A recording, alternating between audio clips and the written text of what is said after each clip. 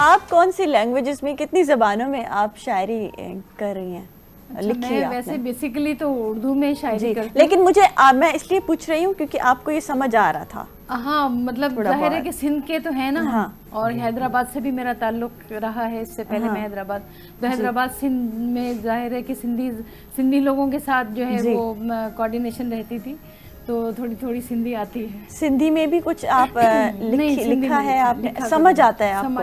اچھا آپ کوئی شعر سنا دیں ابھی زبردست سمے. اردو میں ہی سنا سکتی ہوں. اردو میں سنائیں. سناتی ہوں کہ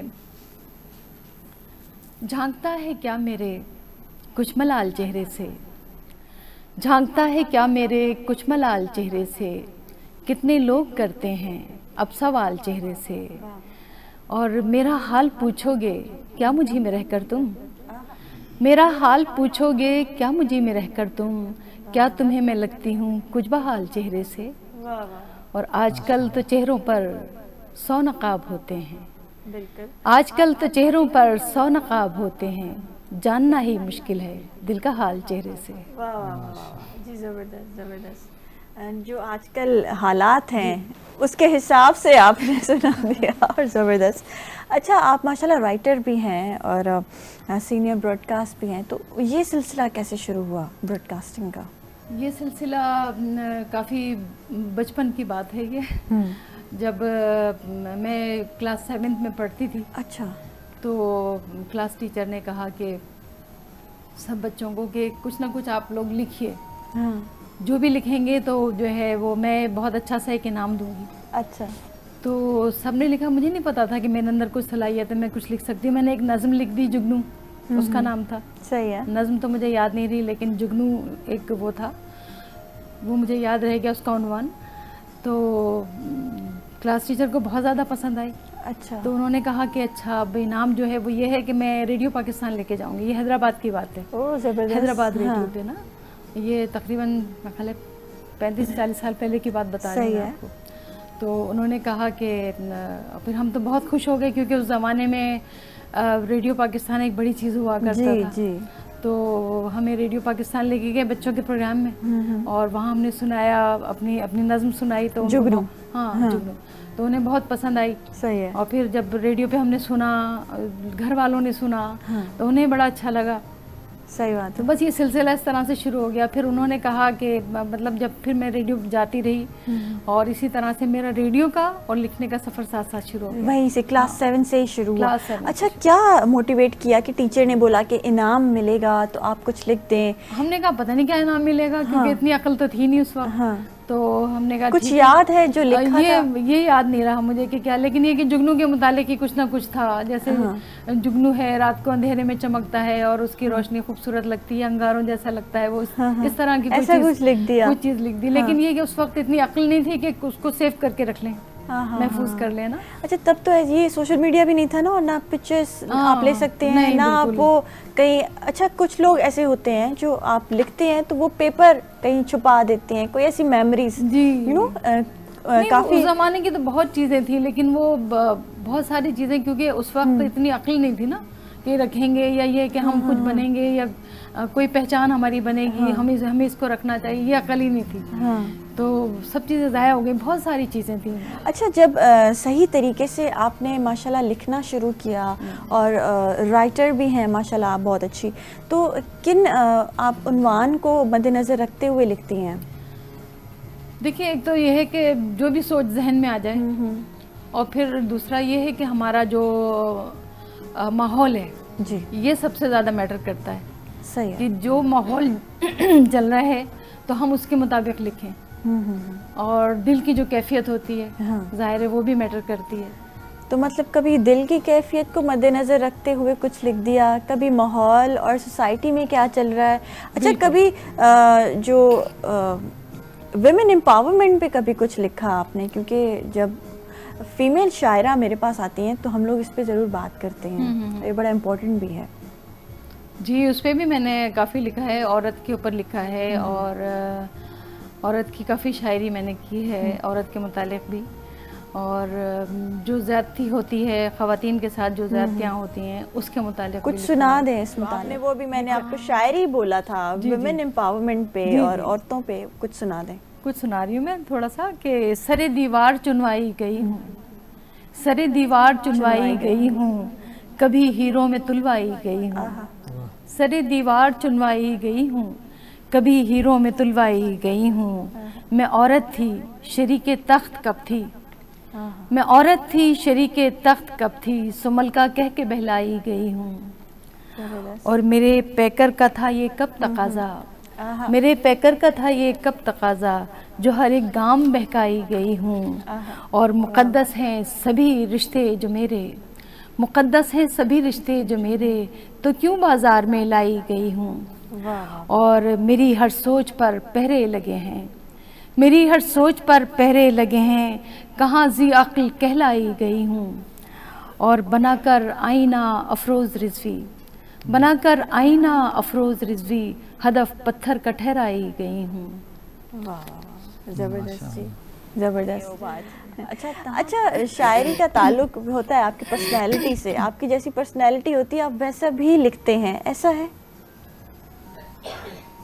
کیونکہ جب بہت شوق پرسنالٹی ہے، آپ بہت ملنے جلنے والے ہیں، تو پھر ایسا ہوتا ہے کہ بھئی آپ اس طریقے کا لکھتے ہیں.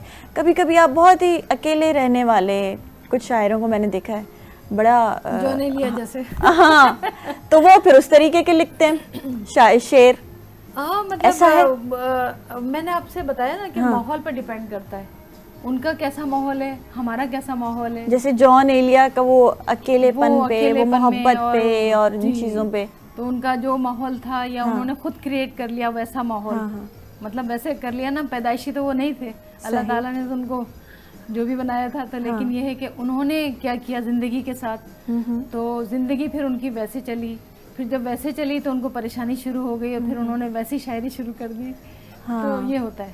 اچھا، کیا شاعر متاثر ہوتا ہے کسی اپنا کوئی فیوریٹ شاعر ہو اس سے، پھر وہ متاثر ہو کے لکھے، ایسا ہوتا ہے؟ بہت ہوتا ہے. جیسے کہ جب ہم نے لکھنا شروع کیا تو ہمیں شروع میں پروین شاکر بےحد متاثر کرتے ہیں. پروین شاکر سے متاثر، تو پروین شاکر کی طرز پہ ہم نے پھر ہمیں بار بار جب عقل آئی تو ہم نے کہا نہیں، ہمارا اپنا اسلوب ہونا چاہیے.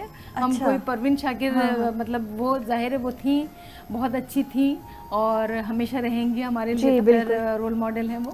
اور اس طرح سے احمد فراز صاحب، ان کی شاعری بہت پسند تھی. جیسے کہ ینگسٹرز کو زیادہ احمد فراز کی شاعری پسند ہوتی ہے. تو لیکن یہ ہے کہ متاثر ہونا الگ بات ہے، لیکن اپنا اسلوب اختیار کرنا الگ بات ہے. مطلب ان کو کاپی نہ کریں، آپ متاثر ہو سکتے ہیں، آپ کے کوئی پسندیدہ ہو سکتے ہیں. ان کی کوئی تھاٹ جو ہے وہ ہم اپنی تھاٹس میں لا سکتے ہیں. مطلب خیال ایک ہو سکتا ہے لیکن بالکل سیم ایسا نہیں ہے کہ جیسے انہوں نے لکھا اسی پیٹرن پہ ہم لکھنا شروع کر دیں. صحیح. ابھی کوئی شعر سنا دیں. جی، میں ابھی ایک غزل سناتی ہوں چھوٹی سی اپنی، کہ ازل سے لے کے ابد تک چراغ فانی ہوں. جی. ازل سے لے کے ابد تک چراغ فانی ہوں، ہوا کے دوش پہ لکھی ہوئی کہانی ہوں. اور تو جانتا ہے میری بے گھری کے قصے کو، تو جانتا ہے میری بے گھری کے قصے کو، میں لامکاں سے مکاں تک تیری کہانی ہوں. اور میں روشنی ہوں، میں خوشبو ہوں، مجھ کو دیکھو تو، میں روشنی ہوں، میں خوشبو ہوں، مجھ کو دیکھو تو، کہیں چراغ کہیں رات کی میں رانی ہوں. اور میں بادلوں میں چھپی رحمت خداوندی، میں بادلوں میں چھپی رحمت خداوندی، کہیں گھٹا تو کہیں بارشوں کا پانی ہوں. اور وہ جس نے مجھ کو پڑھا ہے ورق ورق افروز، وہ جس نے مجھ کو پڑھا ہے ورق ورق افروز، اسی کی ذات میں گمشدہ کہانی ہوں. ازل سے لے کے ابد تک چراغ فانی ہوں، ہوا کے دوش پہ لکھی ہوئی کہانی ہوں. زبردست، زبردست جی، اعلیٰ. اچھا، محبت پہ لکھا ہے کبھی آپ نے؟ رومانٹک شاعری کی ہے؟ کیونکہ آپ کی شاعری سے مجھے ایسا لگ رہا ہے فیمنن اور وہ ماحول کا وہ زیادہ ہے اثر. کیا کبھی رومانٹک لکھا ہے؟ ہاں، رومانٹک بھی لکھا ہے. ایک سناتی ہوں، اس میں رومانس تلاش کر لیں تو کر لیں. کہ میں نے کب تم سے کہا عرش بری پر رکھ دو، میں نے کب تم سے کہا عرش بری پر رکھ دو، تم جہاں ہو میری خوشیوں کو وہیں پر رکھ دو۔ واہ واہ واہ، اور جو مقام میں نے بنایا تھا خیالوں میں کبھی، جو مقام میں نے بنایا تھا خیالوں میں کبھی، اس کا الزام تم اس کے مکی پر رکھ دو۔ اور میرے چہرے کی چمک کو بھی زمانہ دیکھے، میرے چہرے کی چمک کو بھی زمانہ دیکھے، اپنے سجدوں کو اگر میری جبیں پر رکھ دو۔ اور تم کسی لمحے خوش بخت میں اے دوست میرے، تم کسی لمحے خوش بخت میں اے دوست میرے، اپنی دھڑکن کو میرے دستے ہنسی پر رکھ دو۔ اور ہوگا احسان تمہارا یہ فرشتوں مجھ پر، ہوگا احسان تمہارا یہ فرشتوں مجھ پر، خاک کے لائے جہاں سے ہو وہیں پر رکھ دو۔ اور بعض اوقات کبھی ہاں بھی تو ہے کار ثواب، بعض اوقات کبھی ہاں بھی تو ہے کار ثواب، کیا ضروری ہے کہ ہر بات نہیں پر رکھ دو۔ اور یہ جو وحشت سی ہے تاری در و دیوار پہ اب، یہ جو وحشت سی ہے تاری در و دیوار پہ اب، اس کو دریائے شب غم کی جبیں پر رکھ دو۔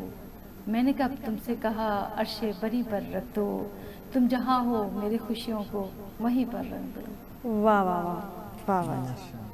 اچھا افروز صاحبہ سے پوچھنا چاہوں گی، ابھی عید کی چھٹیاں اور عید گزری ہے، کیا گھر پہ کیا مصروفیت ہوتی ہے آپ کی جو خواتین کی ہوتی ہے؟ گرمی بھی کتنی ہے، اور جیسے ابھی انہوں نے بات کی کہ بھائی نہیں تتا وری امب مٹھا لائکی تا امب بچا تا گال کر ہوتا مکے، وہیں سے مجھے بات یاد آئی، عید پہ کیا مصروفیت تھی آپ کی؟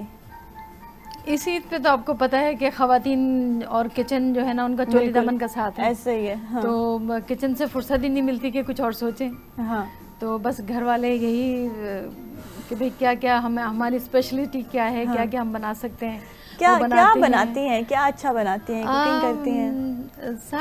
سارے کھانے مطلب اچھے بناتے ہیں، لیکن یہ کہ کوکنگ کا شوق ہے یا بس بنانا ہے؟ نہیں، کوکنگ کا شوق ہے، بلکہ میں نے کلاسز بھی لی، میں نے سیکھا بھی، اور ریڈیو پر بلکہ ایک کوکنگ شو بھی میں نے کیا، اس میں مطلب مستقل میں کرتی رہی اور بہت زبردست بنانا سکھاتی رہی چیزیں۔ اچھا، بنانا سکھاتی بھی رہی ریڈیو پہ، بہت زبردست۔ اچھا اس کے علاوہ کیا شوق ہیں آپ کے، کوکنگ کے علاوہ، لکھنے کے علاوہ، اور کیا کرتی ہیں؟ جب افروز صاحبہ پورا ہفتہ ابھی فارغ تھیں، مطلب فری تھیں، فیملی کے ساتھ ٹائم گزار رہی تھیں، تو کیا کرتی ہیں؟ اچھا فیملی ایکچولی ایسا ہے کہ میرے بچے باہر ہیں سب، جی، تینوں بچے میرے باہر ہیں، اور میری والدہ کافی ضعیف ہیں، وہ میرے ساتھ رہتی ہیں، تو ان کی ٹیک کیئر میں مجھے کافی مطلب وقت لگ جاتا ہے، زبردست۔ تو مجھے جو ہے اور بہت ساری چیزیں کرنے کا کبھی کبھی وقت نہیں ملتا، جیسے ابھی میں آئی ہوں تو وہ کافی والدہ کو مطلب اپنی ان کو پریپیئر کر کے ان کو لٹا کے پراپر اس طرح سے، تو میرے لیے کافی ڈیفیکلٹ بہت ساری چیزیں ہو بھی جاتی ہیں، لیکن وہی والی بات ہے کہ زندگی تو گزارنی ہے، کام تو کرنا ہے۔ اور یہ آپ کتنا اچھا کام کر رہی ہیں، کیونکہ ہم لوگ دیکھتے ہیں کافی اولاد کو کہ اپنے پیرنٹس کو اگنور بھی کر رہے ہوتے ہیں، اور کافی چیزیں ایسی ہوتی ہیں لیکن جب آپ کی ماں، آپ کا جو باپ ذرا بنگت کوئی تکلیف آتی ہے تو ہمیں بہت زیادہ تکلیف ہوتی ہے، اور ہم کوشش کریں کہ ان کے ساتھ زیادہ ٹائم اسپینڈ کریں۔ آپ ماشاءاللہ اپنی ماں کی ٹیک کیئر کرتی ہیں، اور پورا دن ان کے ساتھ، خوش نصیبی ہے، اللہ تعالیٰ اس کو قبول کرے کہ وہ میری ذمہ داری ہیں، اور میں ان کا کام کر کے خوش بھی ہوتی ہوں، اور میری جنت تو وہی ہے۔ بالکل ایسا ہی ہے، اور اگر ہم سب یہی سوچیں کہ بھئی ہماری جنت تو یہی ہے نا جب اپنے بڑوں کی خدمت کرتے ہیں، اپنے پیرنٹس کا خیال رکھتے ہیں، کیونکہ یہی چیزیں کام آنی ہیں اس دنیا میں بھی اور وہاں بھی۔ جی بالکل، تھینک یو سو مچ۔ اچھا غزل ابھی ہو جائے، اس کے بعد پھر ہم ناظرین سے اللہ حافظ کہیں گے۔ اچھا غزل، دل کے صندوق میں رکھی ہے جوانی، یعنی دل کے صندوق میں رکھی ہے، دل کے صندوق میں ہے یاد پرانی، یعنی آج بھی قفل میں رکھی ہے جوانی، یعنی اور چاند کے ساتھ لبے بام نظر آئے ہو، چاند کے ساتھ لبے بام نظر آئے ہو، تم نے کر دی ہے میری شام سہانی، یعنی اور میرا وہ شعر میرے ماتھے کا جھومر ہوگا، میرا وہ شعر میرے ماتھے کا جھومر ہوگا، جو بھی پرکیف لگے ان کی زبانی، یعنی اور دل تیرے نقش کو تصویر کیے بیٹھا ہے، دل تیرے نقش کو تصویر کیے بیٹھا ہے، دل میں ہے اب بھی وہ تصویر پرانی یعنی، اور ایسا چاہا کہ نشاں کوئی ہمارا نہ رہے، ایسا چاہا کہ نشاں کوئی ہمارا نہ رہے، گر تمہیں یاد نہیں کوئی نشانی یعنی، اور جس میں انجام تلک کوئی جدائی نہ ملے، جس میں انجام تلک کوئی جدائی نہ ملے، ایسی پرکیف بھی ہوتی ہے کہانی یعنی، اور ایسی طغیانی میں کشتی کو لیے بیٹھے ہو، ایسی طغیانی میں کشتی کو لیے بیٹھے ہو، تم نے دیکھی نہیں دریا کی روانی یعنی، اور آج افروز کے تکیے پہ پڑے ہیں موتی، آج افروز کے تکیے پہ پڑے ہیں موتی، آنکھ سے خواب کی ہے نقل مکانی یعنی۔ زبردست زبردست، بہت اعلیٰ، تھینک یو سو مچ بہت شکریہ، بہت شکریہ مزہ آیا آپ سے بات کر کے بھی، آپ کے شعر سن کے۔